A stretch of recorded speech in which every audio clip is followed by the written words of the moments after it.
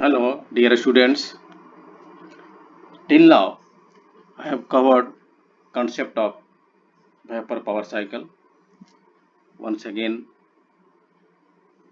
I am Dr. Ajay Kumar here.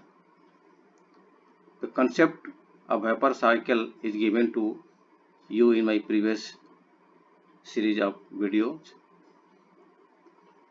Mainly, this vapor power cycle is dealing with a Rankine cycle.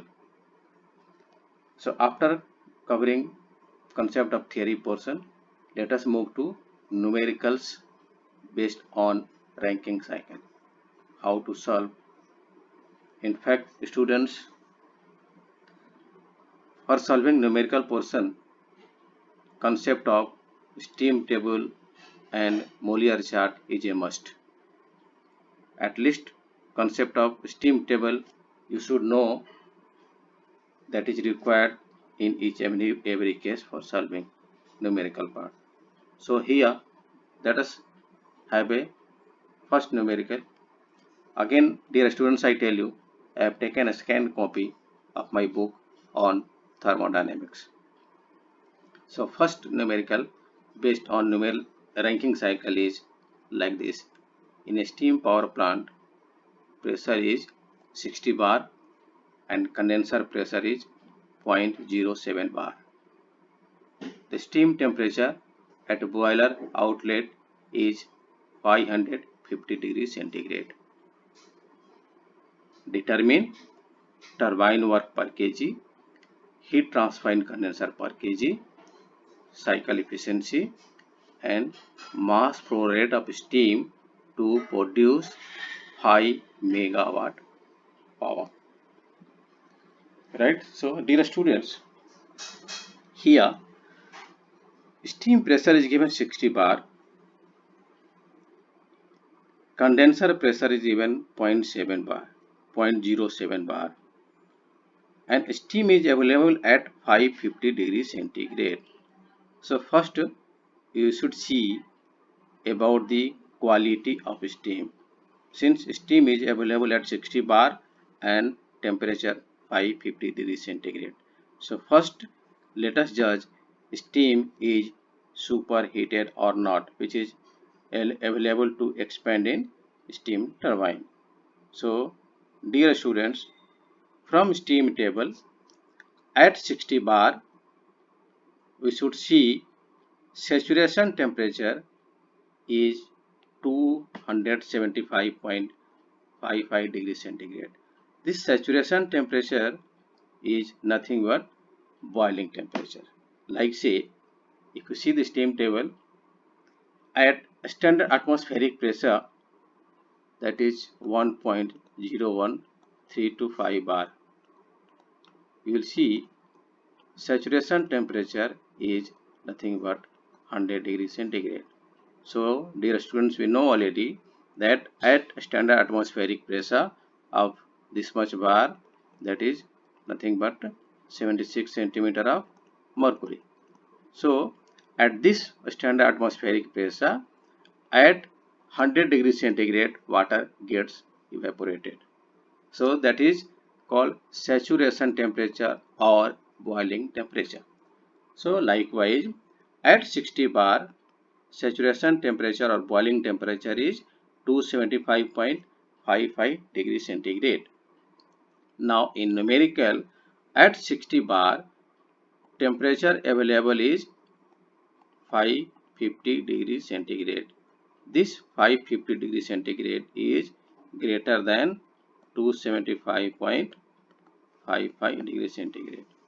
Henceforth, we judge that steam is superheated, which is available for expansion in steam turbine. Right? So, accordingly, on TS plane, point 1, that is showing about the condition of steam, is coming right to this curve. This is your critical point. This is your liquid curve. This is your liquid curve showing dynamic expansion x is equal to 0. This is your vapor curve. vapor curve showing dryness fraction x is equal to 1. It means if any point lying on this curve, anywhere, that is in liquid form totally up to critical point, and if any point lying on this curve somewhere, that is in vapor phase, right? And right to this vapor curve,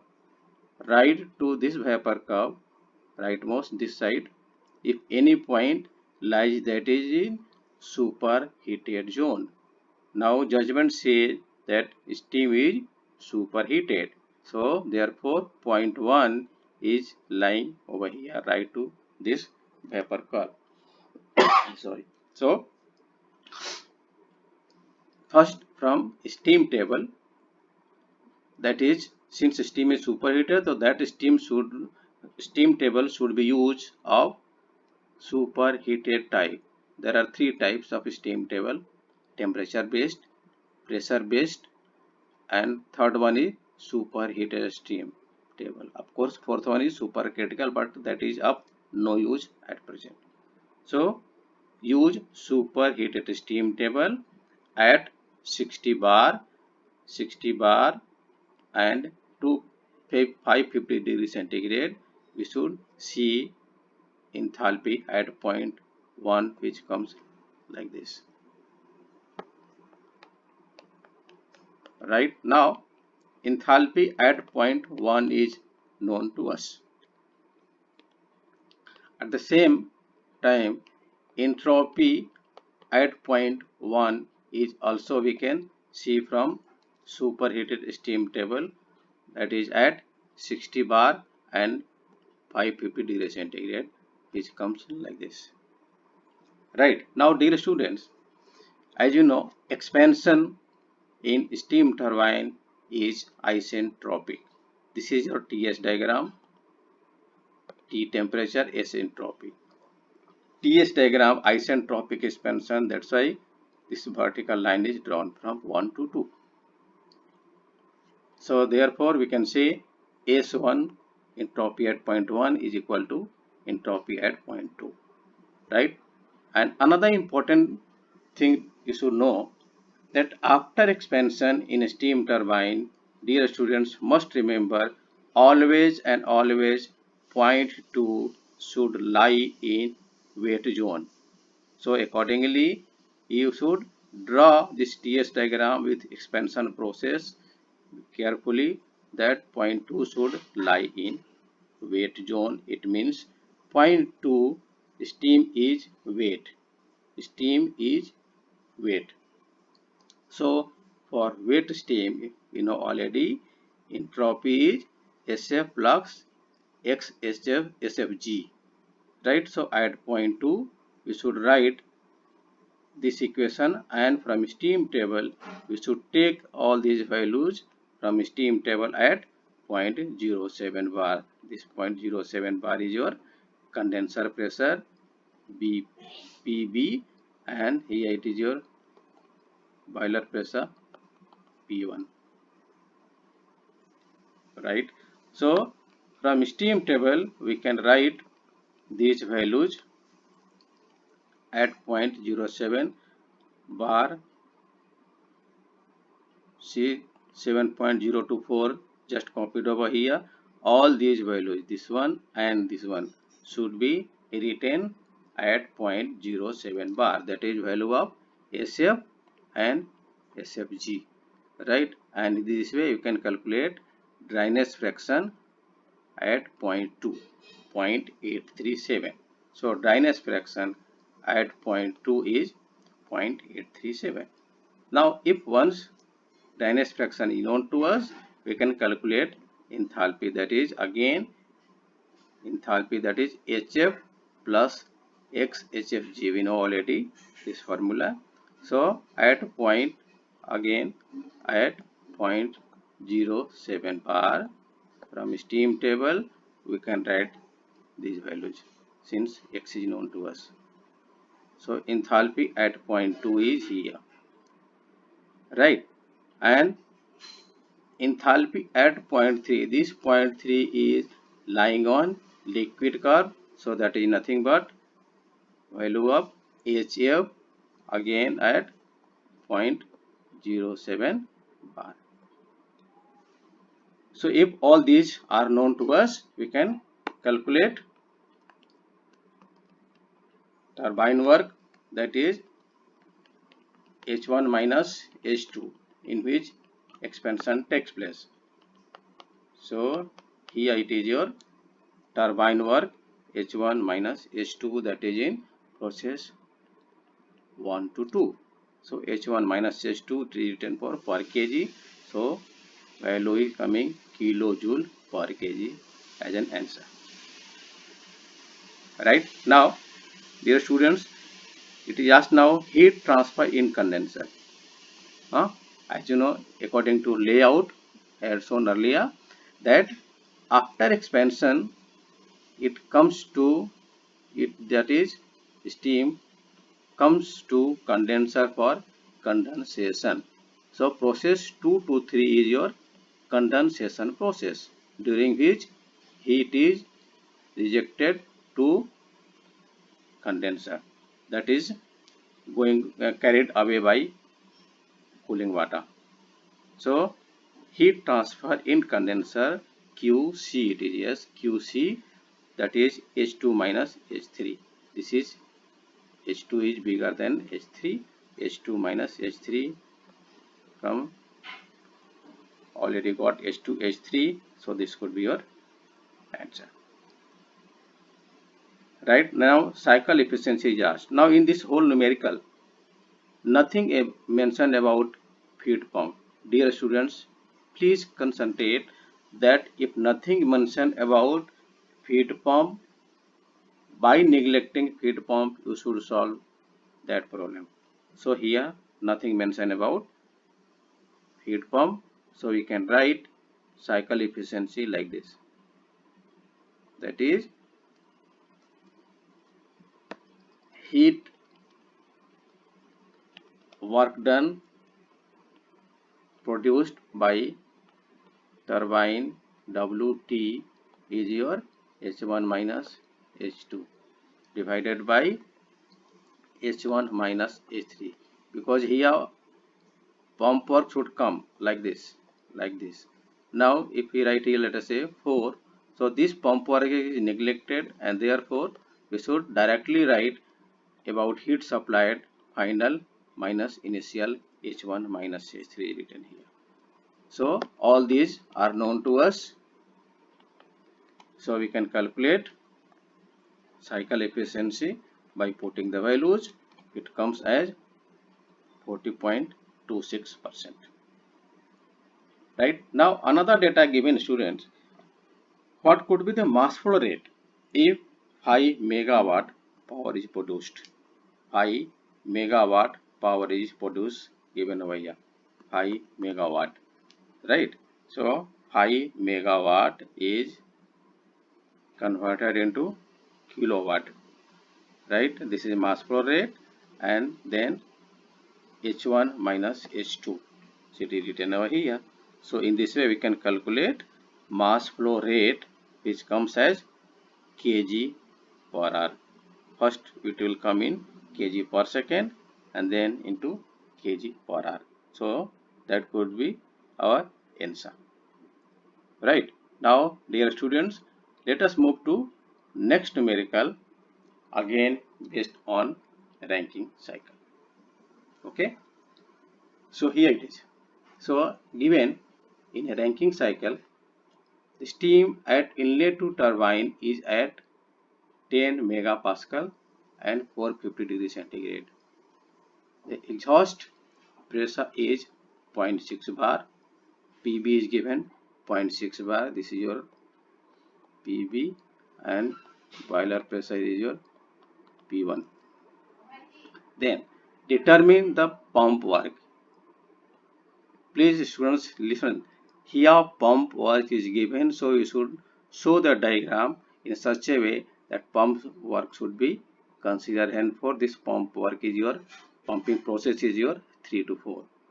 right? So next we have to calculate turbine work, then Rankine efficiency. Fourth one, the condensate heat flow, dryness fraction at the end of expansion, that is at point 2. Solve the problem clearly mentioned. Students, please listen. Solve the problem with the help of steam table only. Okay, so this TS diagram is drawn with reference to this numerical over here. So first, the students, 10 megapascal is given over here. So convert into bar, that is coming 100 bar. As you know, 1 Pascal is equal to 1 Newton per meter square, right? And 1 bar is equal to 10 raised to power 5 Newton per meter square, right? So in this way, this will be converted, which comes as 100 bar. So now you see, temperature is given 450 degrees centigrade at 10 megapascal, that is at 100 bar, temperature of steam is given 450 degrees centigrade. Now again, dear students, we have to judge that at 100 bar temperature is 450, so whether steam is superheated or not. So from steam table, saturation temperature, that is boiling temperature at 100 bar coming, that is 310.96. Now dear students, this 450 degrees centigrade, 450 degrees centigrade is greater than this 310.96 degrees centigrade. It means steam available for expansion in steam turbine is superheated, and therefore we should use directly superheated steam table to get value of enthalpy as well as entropy also. So at point 1 here, enthalpy from superheated steam table is coming like this and entropy is coming like this, and accordingly on TS diagram you should draw the correct all processes. So here H1 and S1 is taking out from steam table. Okay, now expansion taking place from 1 to 2. Again I tell you, always I told earlier that point 2 should lie in wet zone only.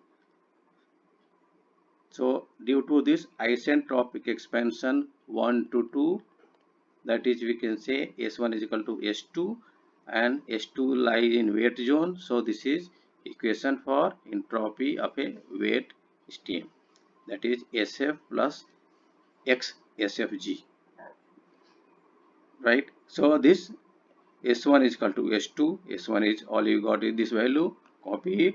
This value should be written at 0.6 bar from steam table. So this value we got, and therefore we can calculate value of x2 which is asked.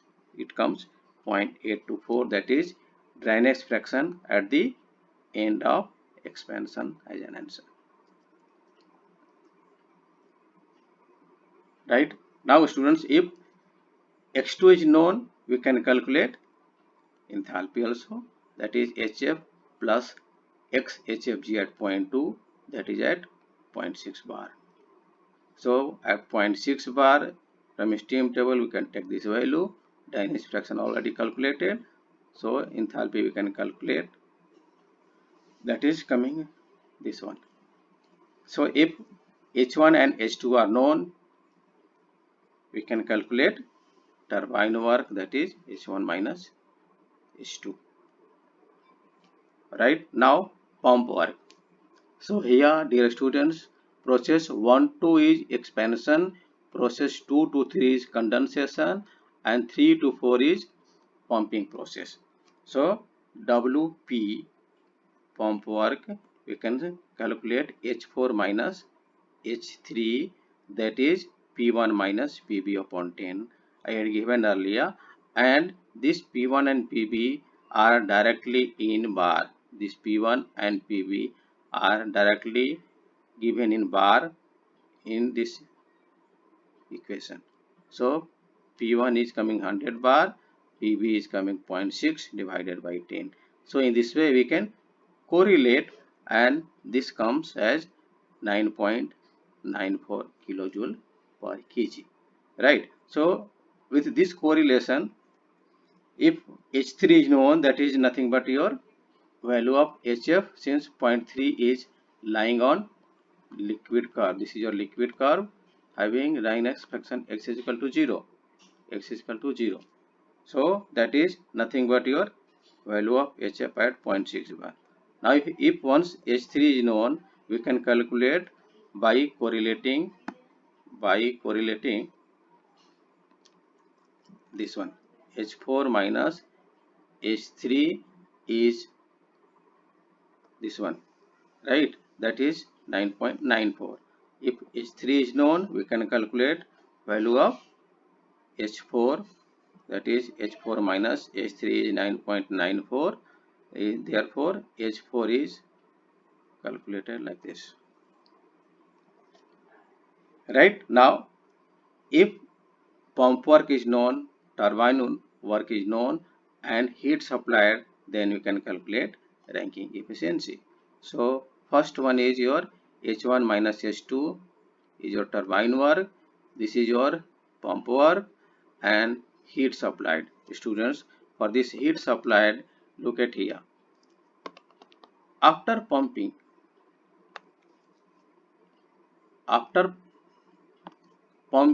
in process 3 to 4 over here, in 3 to 4, then from 0.4 onwards, heating of that water starts in the boiler, right? And this heating process goes like this, from 4 to this, like this, and then up to here.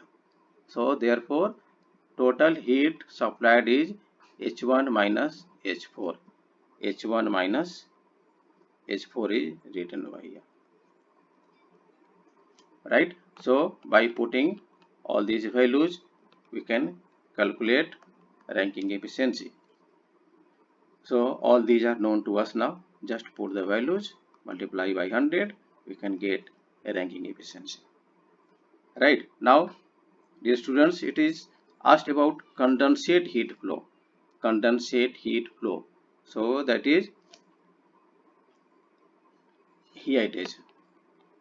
Process 2 to 3 is your condensation process, during which heat is rejected, right? Let us say QC.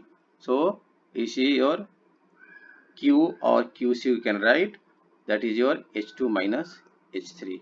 So all these values are known, we can say the condensate heat flow. So dear students, come to, or let me complete a next video about this one.